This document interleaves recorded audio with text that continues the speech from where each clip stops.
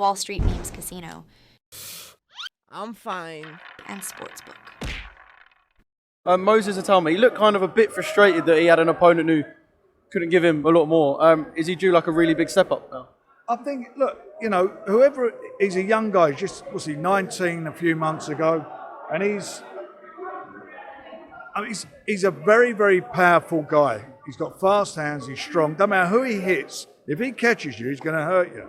And that's exactly what he did. And we will obviously keep trying to step him up, or we will step him up, but he responds to it. It's just as simple as that. And he's learning his craft, and he did what he had to do. We'll have him out again in May, and hopefully it'll be somebody who can give him more of a test. But as I say, if he catches you, you're gone. Frank, what sort of names could you put Moses in with? I've got to tell you something. If he'd have had a couple of 10 rounders, and I don't mean 10 rounds under his belt, but been in fights that he's training for 10 rounds, I'd put him in with nearly any of the Brits, except for the top guys, any of them. Just away from this, I'm sure you've seen the reports today.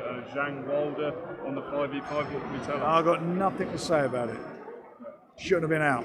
Frank, on the broadcast, it was announced Denzel Bentley's fighting Danny Dingham next. Sorry, say again? So on the broadcast, Denzel Bentley was announced that it's fighting Danny Dingham next. How important is that fight in the career of Denzel Bentley? Very. He's at a crossroads. He needs to win. He needs to win it. He went into a fight, as you know, as a very, very heavy favourite against Nathan, and unfortunately it didn't work out for him. So he's got to come back and show what he's all about.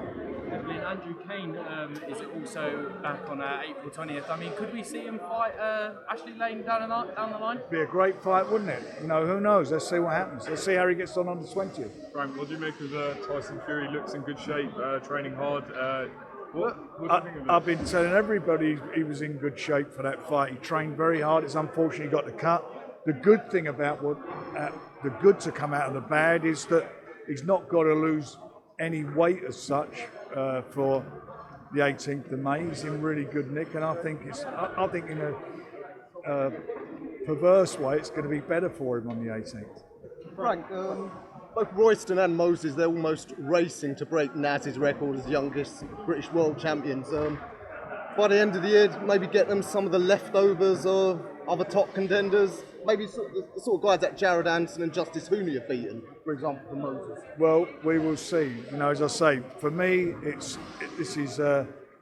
not a 100-metre race, it's a marathon, and I've got to make sure that we make the right moves at the right time. Both of them are young guys, and we're bringing them along correctly, and I will continue to do that. They've got good they've both got good trainers.